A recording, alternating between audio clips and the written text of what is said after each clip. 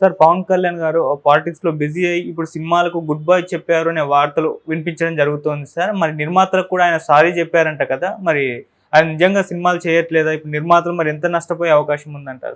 పవన్ కళ్యాణ్ నిన్న పిఠాపురంలో వారాహి సభలో పాల్గొన్నాడు. ఆయన పాల్గొన్నప్పుడు చాలా విషయాలు ఆయన మాట్లాడాడు.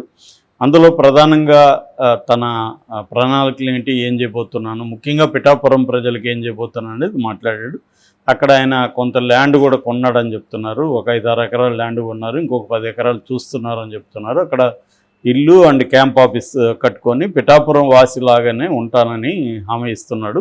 మరి అది ఎంతవరకు సాధ్యమనేది చూడాలి. ఎందుకంటే రేపు పొద్దున ఆయన ఇప్పుడు చంద్రబాబుకి అదే ప్రాబ్లం వచ్చింది. కుప్పంలో సొంత ఇల్లు కూడా లేదని జగన్ పెద్ద ఎత్తున ఆరోపించాడు. అలాగే పవన్ కళ్యాణ్ పిఠాపురంలో సొంత ఇల్లు కూడా లేదని రేపు ఆరోపణలు రాకుండా పవన్ కళ్యాణ్ పిఠాపురాన్ని ఒక శాశ్వత నియోజకవర్గంగా, చంద్రబాబు కుప్పం, జగన్కి పులివెందల, అలాగా పిఠాపురం పవన్ కళ్యాణ్కి ఉండేట్టుగా ప్లాన్ చేసుకుంటున్నట్టు కనబడుతుంది.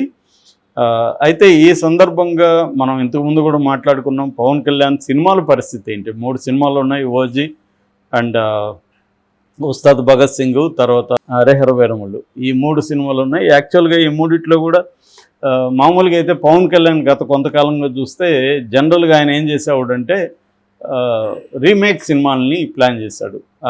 అందుకని ఆయనకి పొలిటికల్గా కూడా ఫుల్ టైం లేదు, ఇటు సినిమాల్లో కూడా ఫుల్ టైం లేదనే పేరు విమర్శ వచ్చింది. పొలిటికల్గా కూడా వీకెండ్ పొలిటీషియన్ అని కూడా ఆయనకి పేరు పెట్టాడు. సాటర్డే సండే వెళ్ళి అక్కడికి రావడం, మిగతా టైంలో షూటింగ్లు తీసుకోవడం. షూటింగ్లో కూడా ఆయనకున్న పేరు ఏంటంటే రోజుకి 3 గంటల కంటే ఎక్కువ షూట్లో ఉండడు, లోపలే ఉండిపోతాడు, ఎవరు పిలిచే ధైర్యం లేదు ఆయనే బయట వస్తేనే షూటు. ఆయనకెళ్ళి రెడీగా ఉన్నాం సార్ అని ఎవడు చెప్పే పరిస్థితి లేదనేది చాలామంది చెబుతారు, అక్కడ ఉన్న మేనేజర్లు వాళ్ళు. ఎందుకంటే అది ఆయన ఫంక్షన్ స్టైలు, అది వర్కౌట్ అవుతుంది కాబట్టి ఆయన చేస్తున్నాడు. చాలామంది హీరోలు కూడా వాళ్ళ పద్ధతిలో వాళ్ళు పనిచేస్తుంటారు. పవన్ కళ్యాణ్ స్టైల్ ఏంటంటే రోజుకు 3-4 గంటల కంటే ఆయన షూటింగ్లో ఉండడు. మిగతా టైంలో ఆయన తన వాళ్ళతో మాట్లాడుతుండడం, లేకపోతే పుస్తకాలు చదవడం, ఏదో ఒకటి ఆయన పర్సనల్ యాక్టివిటీలో బిజీగా ఉంటారు. సో ఈ క్రమంలో అందుకని ఆయన ఏం చేస్తాడంటే 20-25 రోజులు మాత్రమే తన డేట్స్ ఒక సినిమాకి ఇస్తే ఆ సినిమా ఫినిష్ అవ్వాలి. అలా అవ్వాలంటే దానికి తగిన రీమేక్ సినిమా సెలెక్ట్ చేసుకోవాలి. అంటే తన రోలు తక్కువ ఉండి మిగతా సపోర్టింగ్ కాస్ట్ ఉండాలి. సో ఆ విధంగా ఆయన డిజైన్ చేసుకుంటా వచ్చాడు ఇప్పటివరకు. వకీల్ సాబ్ కావచ్చు, భీమ్లా నాయక్ కావచ్చు, ఇవన్నీ కూడా ఈ కైండ్ ఆఫ్ ఫిల్మ్సే. తక్కువ 20 డేస్, రోజుకి యావరేజ్లో ఆయనకి 3 కోట్ల రెమ్యునరేషన్. అంటే ఒక సినిమాకి 50-60 కోట్ల రెమ్యునరేషన్ ఉంటుంది. 20 రోజులు మ్యాక్సిమం షూట్ ఉంటుంది. ఇది ఆయన ప్లాన్.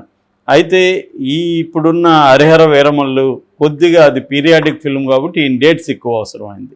అక్కడ బుక్ అయిపోయారు ప్రొడ్యూసర్లు. సో ఈయన ఇవ్వలేకపోయాడు. దాదాపు 4-5 ఏళ్ళు అది డ్రాగాన్ అవుతుంది. సో రెండోది ఆయన లైఫ్లోనే ఫస్ట్ అట్లాంటి ఒక హిస్టారిక్ క్యారెక్టర్ బేస్ చేసుకున్న కాల్పనిక సినిమా అది రియల్గా జరిగిన నవాబు కాలంలో, అంటే ఔరంగజేబు కాలంలో హైదరాబాద్లో ఒక బందిపోటు దొంగ మీద ఆధారపడిన తీసిన సినిమా అది.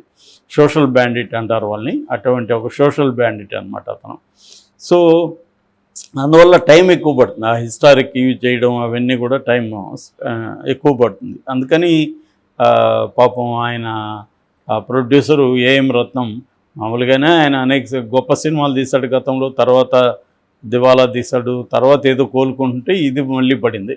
అందుకనే డైరెక్టర్ క్రిస్ చాలాసార్లు ఆయన తన ఆవేదన బయటికి కూడా ఇండైరెక్ట్గా వ్యక్తం చేశాడు. ఈవెన్ పవన్ కళ్యాణ్తో కూడా అన్స్టాపబుల్ షోలో ఇండైరెక్ట్గా కూడా ఎక్స్ప్రెస్ చేశాడు, ప్రొడ్యూసర్ హీరోలు డేట్లు సరిగ్గా ఇవ్వట్లేదని. సో ఏదేమైనా ఆయన కూడా తప్పుకున్నాడు. నా వల్ల కాదు, ఇది ఒక టార్చర్ కదా, ముందుకెళ్ళదు వెనక్కి వెళ్ళదు, అక్కడే కదలకుండా పడి ఉంటుంది, ఎప్పుడు అవుతుందో తెలియదు. ఇందువల్ల ఆయన కూడా విరమించుకున్నాడు. ఇప్పుడు వాళ్ళ కొడుకు జ్యోతికృష్ణ ఆయన తీసుకున్నాడు షూట్లు. ఆయన ఆల్రెడీ ఏఎం రత్నం కూడా డైరెక్ట్ చేశాడు, పవన్ కళ్యాణ్ కూడా డైరెక్ట్ చేశాడు కదా, మేము ముగ్గురు కలిసి చేసుకుంటామని ఏఎం రత్నం చెప్పాడు. ఈయన అసలు హీరోగానే డేట్లు ఇవ్వకపోతే ఇంక డైరెక్షన్లో ఈయనేమి ఏలు పెడతాడు పవన్ కళ్యాణ్.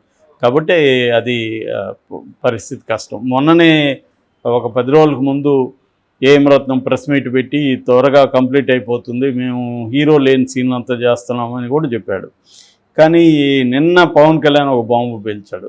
అదేంటంటే నిర్మాతలకు క్షమాపణలు చెప్తున్నాను, 3 నెలల వరకు నేను షూటింగ్లకు వచ్చే ప్రసక్తే లేదు, 3 నెలల తర్వాత 1 రోజు 2 రోజులు వస్తాను అని చెప్తున్నాడు. నాకు నమ్మకం లేదు 3 నెలల తర్వాత కూడా ఆయన రాకపోవచ్చు. ఎందుకంటే 3 నెలల్లో ఆయన ఎలా ఫ్రీ అవుతాడు? కాబట్టి ఏంటంటే క్లియర్గా నిర్మాతలు 100 కోట్లు ఒక్కొక్క సినిమాకి, పవన్ కళ్యాణ్ సినిమాకి కనీసం 150-200 కోట్లు మినిమం అవుతుంది. ఇవన్నీ కూడా పెద్ద లార్జ్ ప్రాజెక్ట్స్, ఓజీ కానీ, తర్వాత ఇది కానీ, ఉస్తాద్ భగత్ సింగ్ కానీ, ఇవన్నీ కూడా పెద్ద బడ్జెట్ సినిమాలే. అంటే 200-300 కోట్లు అయితే మినిమం అవుతుంది. సో ఈయనకి ఈ 200-300 కోట్లకి 4-5 ఏళ్ళ నుంచి వడ్డీల పరిస్థితి ఏంటి? ఎక్కువ భాగం వీళ్ళు ఫైనాన్స్ చేస్తారు. సో ఇదంతా కూడా తడిసి మోపడవుతుంది. మరి పవన్ కళ్యాణ్ రాజకీయాల్లోకి బిజీగా ఉన్నప్పుడు తెలియదా వీళ్ళకి? అంటే వీళ్ళు ఎప్పుడో ఇదైతే 4-5 ఏళ్ళకి ముందు స్టార్ట్ చేసింది. అంటే పవన్ కళ్యాణ్ పరిస్థితి ఏంటంటే ఇటు నిర్మాతలకి న్యాయం చేయకుండా తను ముందే ఈ సినిమాలు చేయకపోయింటే వాళ్ళకి ఇప్పుడు సేఫ్. కానీ ఇప్పుడు ఖచ్చితంగా వీళ్ళు ముగ్గురు కూడా నష్టపోతారు. రెండోది, ఇంత గ్యాప్ వస్తే రేపు సినిమా మీద కూడా జనాలకు కూడా ఇంట్రెస్ట్ ఉండదు. ఇది ఎవరొచ్చు, ఇతను రాలేదు, డైరెక్టర్ మారిపోయాడు, ఇది బాగా తీయలేదంట, ఇలాంటి బ్యాడ్ టాక్ స్ప్రెడ్ అయిపోతుంది. దానివల్ల కూడా ఓపెనింగ్స్ అనుకున్నంతగా రావు రేపొద్దున. సో కాబట్టి నిర్మాతలు ఎటైనా లూజ్ అవుతారు, మనీ రిలీజ్ అయినా ఇవి లూజ్ అయ్యే అవకాశాలు ఎక్కువ ఉన్నాయి. ఇది ఇప్పుడిప్పుడే కంప్లీట్ కాకుండా ఎప్పుడు రిలీజ్ అవుతాయి ఎవరికి తెలీదు. అటువంటి ఒక సందిగ్ధ పరిస్థితులకి పవన్ కళ్యాణ్ నెట్టేశాడు. అయితే పవన్ కళ్యాణ్ వైపు నుంచి ఆలోచించినప్పుడు ప్రొడ్యూసర్ లాస్ అయితే లాస్ కానీ నేను ప్రజలకి జవాబుదారీగా ఉండాలి, ఎందుకంటే నాకు 5 శాఖలు ఉన్నాయి, నేను డిప్యూటీ సీఎం, సో నేను పనిచేయాలి అనుకోవడం మనకి ప్రజల యాంగిల్లో చూసినప్పుడు అది పాజిటివ్ సైనే. ఎందుకంటే ఆయన ప్రధాన బాధ్యత మంత్రిగా 5 శాఖల్ని సరిగ్గా నిర్వహించడం అనేది ఆయన ప్రధాన బాధ్యత. అది ఇప్పటివరకు ఆయన పర్ఫెక్ట్గా చేస్తున్నాడు, సమీక్షలు చేయడం అవన్నీ చేస్తున్నాడు. తన పరిధిలో తను ప్రజల సమస్యలు సాల్వ్ చేయడానికి ట్రై చేస్తున్నాడు. కనీసం ప్రజలకు అందుబాటులో ఉండి వింటున్నాడు. అంతవరకు మనం పవన్ కళ్యాణ్ ఖచ్చితంగా అప్రిషియేట్ చేయాలి. కాకపోతే సినిమా పరంగా చూసుకున్నప్పుడు వీళ్ళకి ఇబ్బందులు ఉంటాయి. మరి దాన్ని ఆయన ఏమన్నా వాళ్ళకి వేరే రకంగా ఏమన్నా చేయగలరా అంటే, వీళ్ళ కాంపౌండ్లో చాలామంది హీరోలు ఉన్నారు, ఈ ప్రొడ్యూసర్లకి ఆ హీరోల డేట్లు ఏమన్నా ఇప్పించి ఇలాగేమన్నా చేయాలనుకుంటే చేయొచ్చు. ఈ నష్టాన్ని వేరే రకంగా పోడ్చాలనుకుంటే పోడ్చవచ్చు. మరి ఈ నిర్మాతలు వీళ్ళందరూ కలిసి వీళ్ళు కూడా ఎందుకంటే లాస్ అవుతుంటే సైలెంట్గా అందుకుంటారు, దీన్ని ఇంకేమన్నా పద్ధతిలో రికవర్ చేసుకోవచ్చు అనేది పవన్ కళ్యాణ్ కలిసే అవకాశం కూడా ఉంది. సో ఆ రకంగా చూసుకున్నప్పుడు ఆ నిర్మాతల లాస్ని కూడా పవన్ కళ్యాణ్ మిటిగేట్ చేయొచ్చు, తగ్గించవచ్చు కనీసం. సో ఆ రకంగా ఆయన ప్రొడ్యూసర్లకు కూడా న్యాయం చేసే అవకాశాలు ఉన్నాయి. రెండవది, 3 నెలల తర్వాత ఆయన షూటింగ్ ప్లాన్ చేసుకుంటే కూడా నేను ఇంతకుముందు కూడా చెప్పాను, కొంతవరకు ట్రై చేయొచ్చు. ఎందుకంటే ఇవాళ ఉన్న టెక్నాలజీ, షూటింగ్లో కూడా ఆయన పనిచేసింది 3 గంటలు, మిగతా అన్ని గంటలు ఆయన మంత్రిగా ఫంక్షన్ చేయొచ్చు ఎక్కడున్నా. ఇవాళ ఏంటంటే ఒకే ప్లేస్లో అక్కడే పోయి కూర్చొని మంత్రిగా ఫంక్షన్ చేయాలనేది ఏం లేదు. టెక్నాలజీ ఉంది, కాన్ఫరెన్స్ కాల్స్ ఉన్నాయి, జూమ్స్ ఉన్నాయి, అన్నీ ఉన్నాయి. ఈయన పని చేయొచ్చు, ఎక్కడ షూటింగ్ ఉంటే అక్కడ ఈ సిస్టమ్ అంతా పెట్టుకొని ఆయన వర్క్ చేయొచ్చు. అంటే మంత్రిగా పనిచేస్తూనే షూట్లో పాల్గొనవచ్చు. ఆ రకంగా కానీ ఆయన 3 సినిమాలు కంప్లీట్ చేసిస్తే